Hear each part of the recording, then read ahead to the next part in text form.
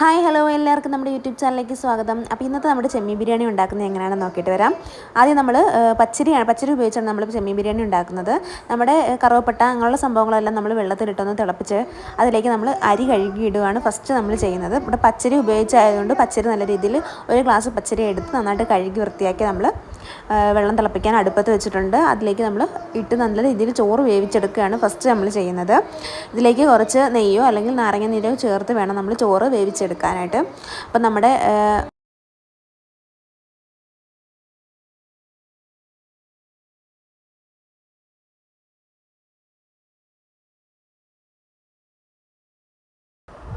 അപ്പോൾ ഇത് നമ്മുടെ കറുവപ്പട്ട, കുരുമുളക് അങ്ങനെയുള്ള സംഭവങ്ങളാണ്. ചെറുതായിട്ടൊന്ന് ഞാൻ ഇട്ട് കൊടുക്കുകയാണ്. ഈ നമ്മുടെ ചെമ്മീൻ റോസ്റ്റ് ചെയ്തെടുക്കാൻ വേണ്ടിയിട്ട് നമ്മൾ കുറച്ച് കറുവപ്പട്ട, കുരുമുളക് അങ്ങനെയുള്ള സംഭവങ്ങളൊക്കെ ഒന്ന് ചേർത്ത് കൊടുത്തിട്ട് ഇതിലേക്ക് നമ്മുടെ സവാള, തക്കാളി എല്ലാം ഇട്ട് നല്ല രീതിയിലൊന്ന് വഴറ്റിയെടുക്കുകയാണ്. അപ്പോഴത്തേക്ക് നമ്മുടെ ചോറ് വെന്ത് അടച്ചിടുകയാണ് നമ്മൾ ചെയ്യേണ്ടത്.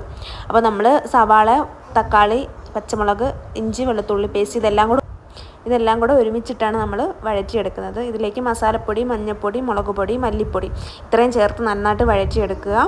അതിനുശേഷം നമ്മൾ ഇതിലേക്ക് നമ്മുടെ പുരട്ടി വെച്ചിരിക്കുന്ന തൈരും മുളക് പൊടിയും മഞ്ഞൾപ്പൊടിയും ഒക്കെ ചേർത്ത് പുരട്ടി വെച്ചിരിക്കുന്ന ചെമ്മീൻ നമ്മൾ ഇതിനകത്തിട്ട് ഇട്ട് കൊടുക്കുകയാണ്. ഇട്ടതിന് ശേഷം നല്ല രീതിയിൽ തന്നെ ഒന്ന് മിക്സ് ചെയ്തെടുത്തിട്ട് നമ്മൾ മൂടി വെച്ച് വേവിക്കുക. അപ്പോൾ നമ്മുടെ സവാളയും ചെമ്മീനും ഒക്കെ നല്ല രീതിയിൽ വെന്ത് വന്നിട്ടുണ്ടായിരിക്കും. അപ്പം നമ്മൾ ഇതിലേക്ക് ഞാൻ കുറച്ച് കുരുമുളകും പട്ടയും കൂടെ ചേർത്ത് ഒന്നുകൂടെ ഒന്ന് ചതച്ച് ചേർക്കുന്നതായിരിക്കും നല്ലത്. അപ്പോൾ ഒന്നുകൂടെ ഒന്ന് ഇടുന്നുണ്ട്. അതിൻ്റെ പുറത്തേക്കാണ് നമ്മൾ വേവിച്ച് വെച്ചിരിക്കുന്ന പച്ചരി ഉപയോഗിച്ചാണ് നമ്മൾ ഈ ചെമ്മീൻ ബിരിയാണി ഉണ്ടാക്കുന്നത്. അപ്പോൾ സാധാരണക്കാർക്കും ബിരിയാണി ഉണ്ടാക്കാം. അരി ഇല്ലെങ്കിൽ നമുക്ക് പച്ചരി ഉപയോഗിച്ചാണെങ്കിൽ നമുക്ക് ബിരിയാണി ഉണ്ടാക്കാം.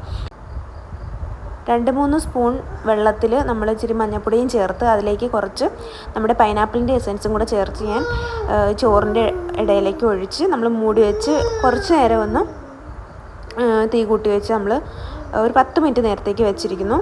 അപ്പോൾ അത് നമ്മൾ എടുത്ത് നമ്മുടെ ബിരിയാണി ഇവിടെ റെഡി ആയിട്ടുണ്ട്. ഇതിലേക്ക് ഞാൻ നെയ്യോ അല്ലെങ്കിൽ മുന്തിരിങ്ങ, അണ്ടിപ്പരിപ്പ് അങ്ങനെയുള്ള സംഭവങ്ങളൊന്നും ചേർത്തിട്ടില്ല. പക്ഷെ ഇതെല്ലാം ചേർത്ത് തന്നെ നമുക്ക് ഉണ്ടാക്കിയെടുക്കാം. നല്ല ടേസ്റ്റോട് തന്നെ നമുക്ക് കഴിക്കാൻ പറ്റുന്ന ഒരു ബിരിയാണി തന്നെയാണിത്. പെട്ടെന്ന് നമുക്ക് വീട്ടിലുണ്ടാക്കാൻ പറ്റിയ ഒരു ബിരിയാണിയാണ്. ചെമ്മീനുണ്ടെങ്കിൽ നമ്മൾ പച്ചരി ഉപയോഗിച്ചാണെങ്കിൽ നമുക്ക് വെച്ചെടുക്കാൻ സാധിക്കും. അപ്പോൾ നമ്മുടെ വീഡിയോ ഇഷ്ടപ്പെട്ടെങ്കിൽ എല്ലാവരും സബ്സ്ക്രൈബ് ചെയ്യണം. മറ്റൊരു വീഡിയോ ആയിട്ട് വീണ്ടും കാണുന്നവരെ ബൈ.